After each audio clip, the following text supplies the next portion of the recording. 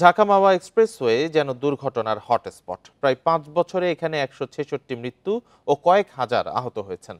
মুন্সিগঞ্জের সিরাজদি খান থেকে মাওয়া পর্যন্ত 19 কিলোমিটারে দুর্ঘটনা সবচেয়ে বেশি। ঈদকে ঘিরে বড় দুর্ঘটনার শঙ্কায় স্থানীয়রা। পুলিশ বলছে, চেকপোস্ট না থাকলেই আইন অমান্য করার প্রতিযোগিতায় নামেন চালকরা। এই ঈদে জামা জুতো অ্যাক্সেসরিজের ডিসকাউন্ট। গত 8 মে মাওয়া এক্সপ্রেসওয়ের সিরাজদি খানে দাঁড়িয়ে থাকা অ্যাম্বুলেন্সে বাসের ধাক্কায় মারা যান একই পরিবারের 4 জন সহ 5 জন।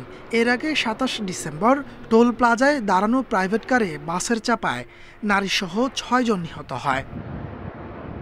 2020 সালে চালু হয় এই মহাসড়ক।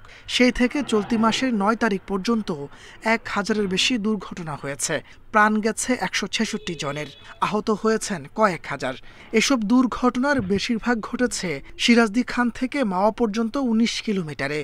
এজন্য দ্রুতগতি, ওভারটেকিং, যত্রতত্র পার্কিংকে দায় দিচ্ছেন মহাসড়ক ব্যবহারকারীরা। যেখানে গাড়ি ব্রেক দেওয়ার নাম নাই, এই জায়গায় ব্রেক দিয়ে রাখে, পিছন থেকে গাড়ি দ্রুত আসে, ওই গাড়িটা নিয়ন্ত্রণে আসতে পারে না, পরে মারে দেয় আরেক গাড়ি।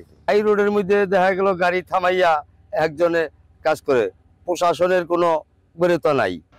ফায়ার সার্ভিস বলছে, এক্সপ্রেসওয়েতে যানবাহন চালানোর দক্ষতা নেই বেশিরভাগ চালকের। দুর্ঘটনা নিয়ন্ত্রণে জনসচেতনতা বাড়ানো জরুরি।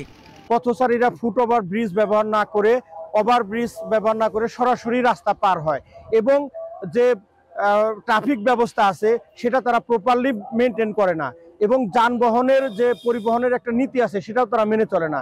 হাইওয়ে পুলিশ বলছে, চেকপোস্টের কাছে স্বাভাবিক গতিতে থাকে যানবাহন, তবে পুলিশের উপস্থিতি না থাকলে আইনকে বুড়ো আঙ্গুল দেখান চালকরা।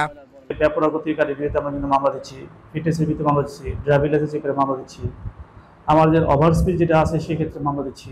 সচেতনতা যতক্ষণ পর্যন্ত মানুষ নিজে থেকে না হবে ততক্ষণ পর্যন্ত আসলে এই এক্সপ্রেসওয়েতে দুর্ঘটনা কমানো আসলে দুরূহ ব্যাপার। ঈদুল আজহা ঘিরে এই মহাসড়কে বড় দুর্ঘটনার শঙ্কা বাড়ছে। এজন্য পুলিশকে বাড়তি সতর্কতার তাগিদ দিয়েছেন স্থানীয় সচেতন নাগরিকরা। Independent news.